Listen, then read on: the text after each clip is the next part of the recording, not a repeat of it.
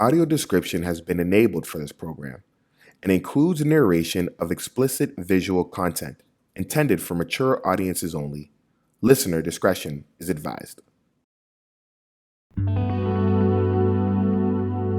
Welcome to Reimagining Excellence. I'm your narrator, Osama Sakator.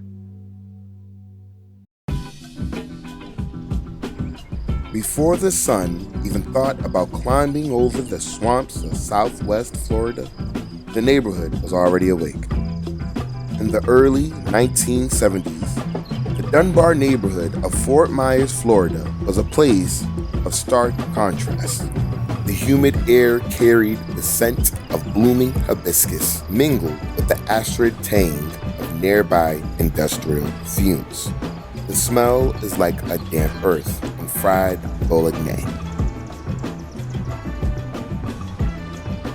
Like overwashed clothes hanging from wire lines strung between rusted poles. It was a kind of place where front porches weren't for sipping lemonade. They were for watching, waiting, and warning. Streets buzzed with the chatter of neighbors and the distant hum of traffic.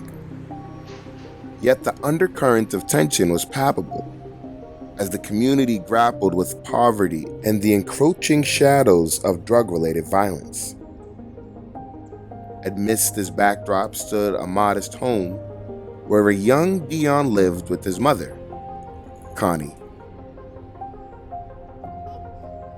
Born on August 9th, 1967, Dion Lewin Sanders entered a world far removed from the grandeur of professional sports. His father, Mim Sanders, parted ways when Dion was just 2 years old.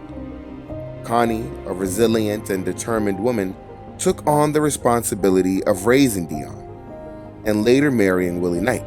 My fathers, when one had a drug addiction and the other one was alcoholic. Connie, a pillar of strength, worked tirelessly, often juggling double shifts at a local hospital. This is my mother. She's a workaholic. She worked on weekends, worked on weekdays. She worked on every day that ended with a Y. Each morning before the sun peeked over the horizon, she would prepare breakfast, lay out Dion's clothes, and pin the front door key to his shirt with a safety pin. Unable to afford a babysitter, she relied on the kindness of her neighbors to check in on her son during the day. But Dion was just as capable of keeping himself entertained, with a wiry fast with legs like springs and a mouth that moved even faster. In the heart of Dunbar, a neighborhood marked by its economic hardships, young Dion found solace and purpose in sports. The cracked sidewalks and makeshift basketball courts became his arenas of aspiration. He immersed himself in football, baseball, and basketball, showcasing a natural talent that set him apart from his peers. Connie always told her son one thing: God helps those who help themselves.